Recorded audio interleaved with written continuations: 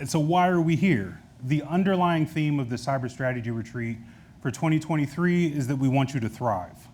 And I teach regularly. I teach at church, I teach a security class. I try to teach my children. We'll see in the future whether they paid me any attention or not. But the words that you use when you're teaching or you have a theme make a difference. And thrive does have a distinct meaning for our conversation. The question is, what the heck does thrive mean? And I'm not gonna put anybody on the spot because there are no bad answers, but I'm just gonna give you the answer in the interest of time. And I looked it up, and the definition that provides the underlying concept for everything that we talk about for the next 2 days reads, to progress towards or realize a goal despite or because of the circumstances. And I think that's a great definition because of all the things that are going on. But with all the negative things that are happening, there's still a lot of positive.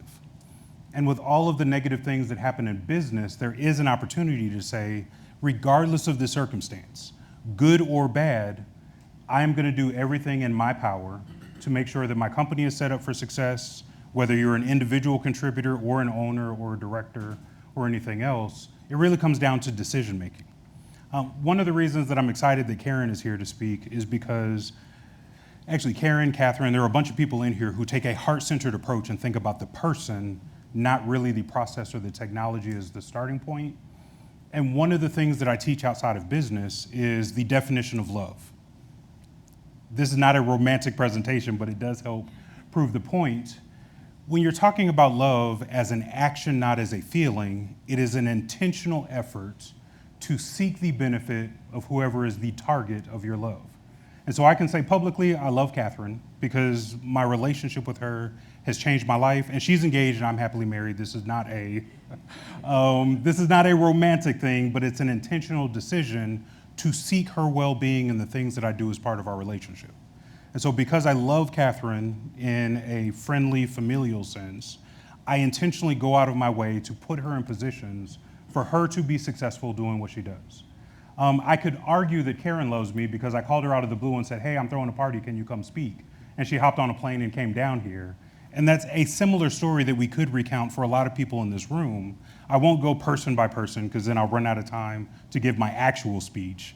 But you receive from that definition and those examples that I choose to highlight and prioritize the benefit of other people because I love them and because I care about them. The same concept applies to thriving.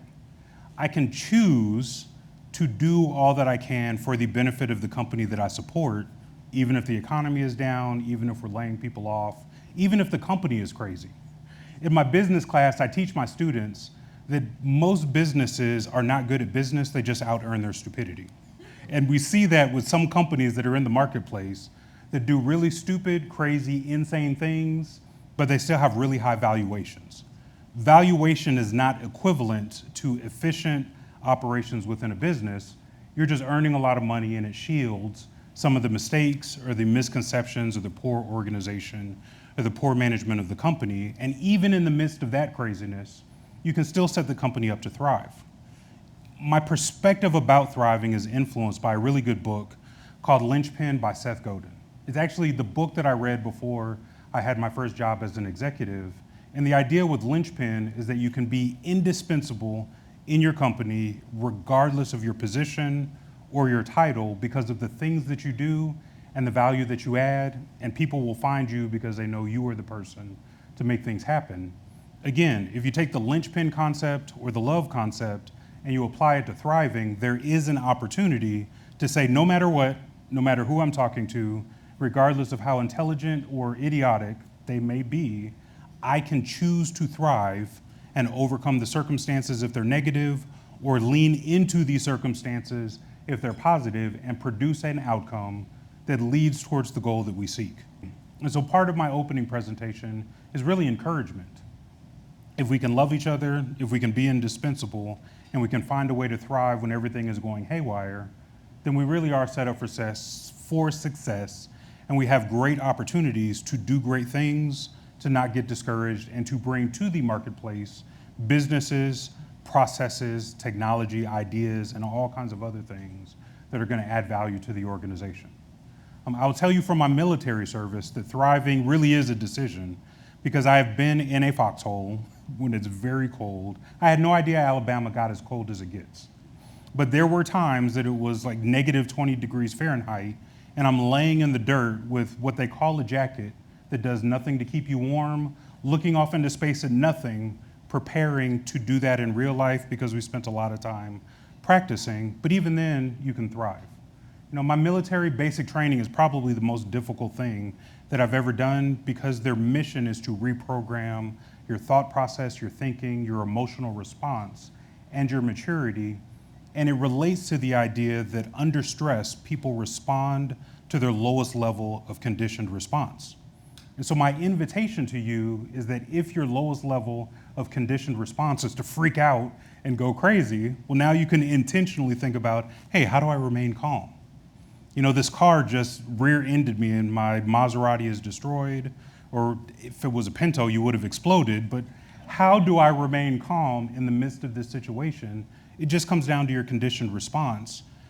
And the improvement in your conditioning comes from your relationships and your thought process and how you approach things. One of the things that I've observed in organizational psychology is that everybody's feeling starts with what they think about a situation. And so if I think the situation is horrible, then I am more likely to feel horrible as I encounter everything, and I use everything that I encounter to justify my thoughts that are the outcome of my feeling.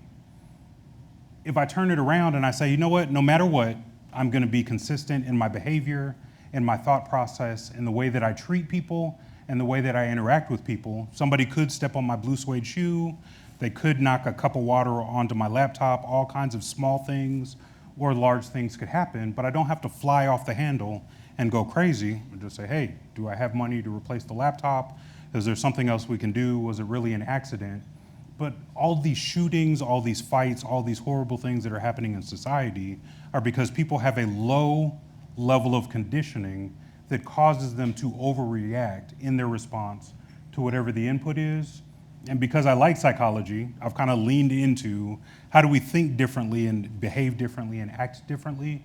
I think in cybersecurity specifically, and then everything adjacent to that, a good level of conditioned response is important because the job is unforgiving. The goal of cybersecurity really is not to prevent a cyber attack from occurring, but is to identify it as quickly as possible, provide remediation as quickly as possible, and then get back to doing the business that you should do. And I've had lots of interesting conversations with security executives about how do you measure performance for your security program. And I think the mistake that a lot of security leaders and the business leaders that they report to is that they say, well, if we don't have a breach, we've been successful. But that makes no sense because the environment is so complex that it is impossible to guarantee that nothing is going to go wrong. You know, if I use Amazon Web Services as the environment that hosts my information systems and my applications and my data, I cannot tell Amazon how they're going to run their business. All I can do is manage what is within my control and do good assessment of their practices and then determine based on conversation, evaluation, and possibly some negotiation, which I was able to do when I was a federal employee, say, look, I need these things to be in place so that I have confidence that we're not going to have to dissolve the company based on what you do or don't do to protect our environment and our data that we're subscribing from you. You would be shocked at the number of companies that don't even think to have a conversation with their third-party vendors about the risk that the vendor presents to the organization. And so thinking about the essentials really is the opportunity to thrive. And so as a recap, because I've been paying attention to time, your 5 essential practices to protect any business, large and small, and to do good cybersecurity management are asset management. You need to know what you have and where it is. You have to have access control so that you can make sure the right people have access to things that are important in the organization. You want to have good enterprise architecture so that you have some standard that says how do things work, what are the swim lanes, what is the start of the process and the end of the process, because it allows you to identify problems or gaps that may lead to something bad. You want to do business continuity so that you can continue the business when something bad happens, and you want to do incident response so that you can stay in business even when the inevitable occurs. We know we're going to have cyber attacks, we know we're going to have outages. Your ability to thrive comes from doing those 5 things well and then all of the other things attached to all of your security standards, certifications, catalogs, and requirements just spread out from there, and you can make your program as robust as necessary in partnership with the business to reduce risk to an acceptable level so that people can focus on thriving rather than focus on running around like chickens on fire because there's a surprise for which we were unprepared.